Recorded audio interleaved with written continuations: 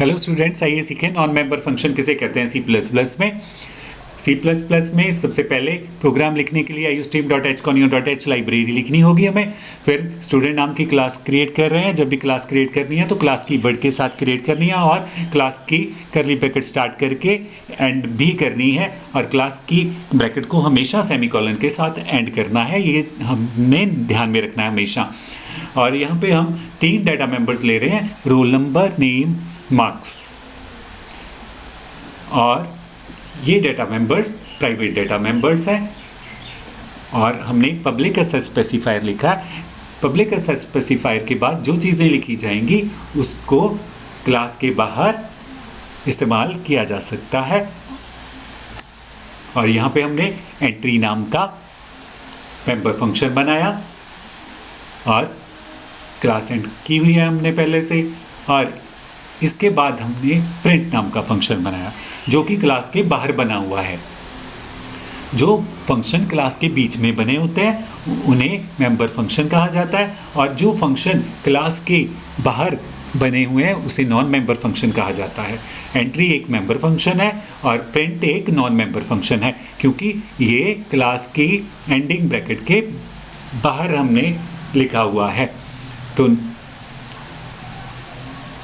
अब हम क्या कर रहे हैं, एंट्री मेंबर फंक्शन के बीच में roll number, name, marks enter करने की स्टेटमेंट्स लिख रहे हैं और इसी तरह हम रोल नंबर, नेम, मार्क्स को प्रिंट करने की statements print non member function में लिख रहे हैं।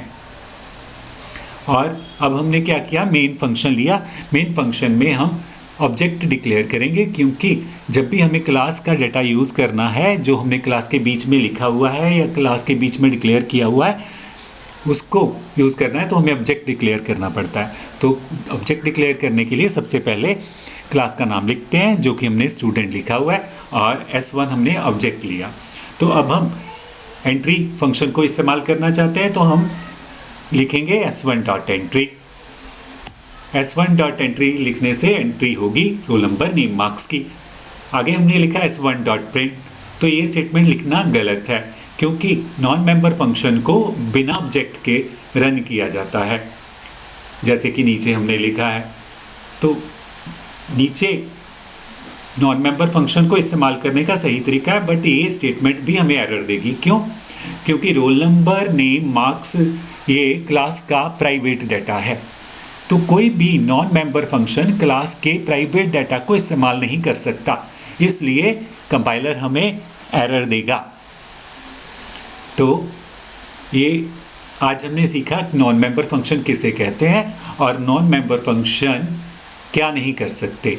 तो क्या सीखा हमने कि जो फंक्शन क्लास के बीच में बनाया होता है वो मेंबर फंक्शन कहलाता है और जो फंक्शन क्लास के बाहर बनाया होता है वो नॉन मेंबर फंक्शन कहलाता है। और नॉन मेंबर फंक्शन क्लास के प्राइवेट डाटा को इस्तेमाल नहीं कर सकता है।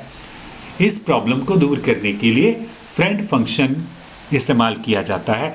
तो नेक्स्ट वीडियो में हम सीखेंगे friend function.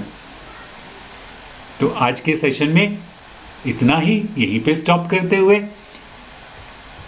Thank you, have a nice time.